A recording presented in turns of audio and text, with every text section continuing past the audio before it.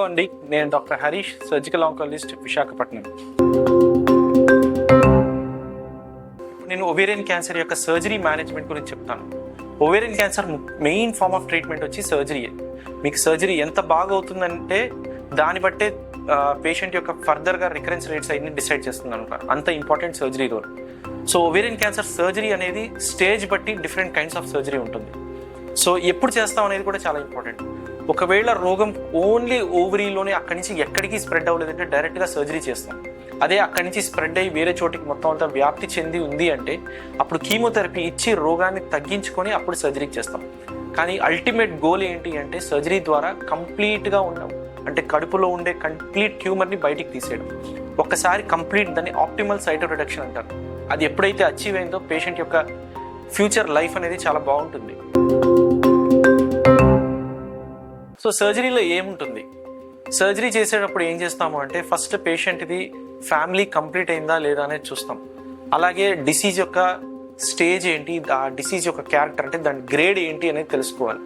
So దీన్ని బట్టి మేము ట్రీట్మెంట్ అనేది పేషెంట్కి బెస్ట్ ట్రీట్మెంట్ ఆప్షన్ ఇస్తాం అనమాట.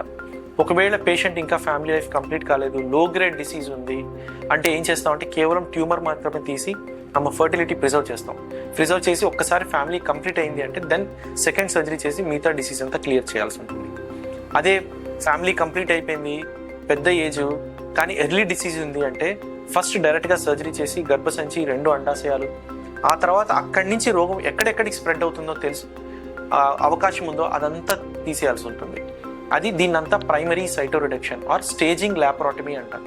సో ఈ స్టేజింగ్ ల్యాపరాటమీ అనే మాట ఎంత ముఖ్యం అంటే ఈ సర్జరీ ద్వారా పేషెంట్ది ఎగ్జాక్ట్ స్టేజ్ అనేది తెలుస్తుంది. సో దాన్ని బట్టి మనం ఫర్దర్ ట్రీట్మెంట్ ఏదైతే కీమోథెరపీ ఏదైతే ఉందో అది ప్లాన్ చేసుకోవడానికి చాలా హెల్ప్ అవుతుంది. అలాగే కొన్నిసార్లు ముందుగానే సిటీ స్కాన్, డాక్టర్ గారు చెప్పినట్టు ఆల్రెడీ సిటీ స్కాన్ అది చేస్తాం కదా. సిటీ స్కాన్లో డిసీజ్ ఒకవేళ అడ్వాన్స్డ్గా ఉంది, మొత్తం అంతా వ్యాప్తి చెంది ఉంది కడుపులో భాగంలో, అలాంటి సిచ్యువేషన్లో ఏం చేస్తామంటే ఒకసారి కీమోథెరపీ ఇచ్చి రోగాన్ని తగ్గించుకొని కంప్లీట్గా అప్పుడు సర్జరీకి వెళ్ళాల్సి ఉంటుంది. ఈసారి సర్జరీ ఏం చేస్తామంటే సేమ్ ముందులాగానే, కాకపోతే ఎక్కడెక్కడ కంప్లీట్గా ఉన్నది స్ట్రిప్ ఆఫ్ చేసేస్తూ ఉంటాం. ఎక్కడ డిసీజ్ ఉందో అసలు మొత్తం తీయాల్సి ఉంటుంది. ఒకసారి సర్జరీ చేసిన తర్వాత పేషెంట్కి కంటికి కనిపించే రోగం అనేది కడుపులో ఉండకూడదు. అదే బెస్ట్ ఫార్మ్ ఆఫ్ ట్రీట్మెంట్. ఇప్పుడు మీకు హైపెక్ దాని గురించి చెప్తాను.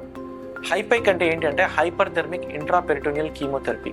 సో దీన్ని స్ప్లిట్ చేసి మాట్లాడితే హైపర్థర్మిక్ అంటే హాట్, హైపర్థెర్మియా అంటే టెంపరేచర్ వేడి, ఇంట్రాపెరిటోనియల్ అంటే కడుపు లోపల భాగం.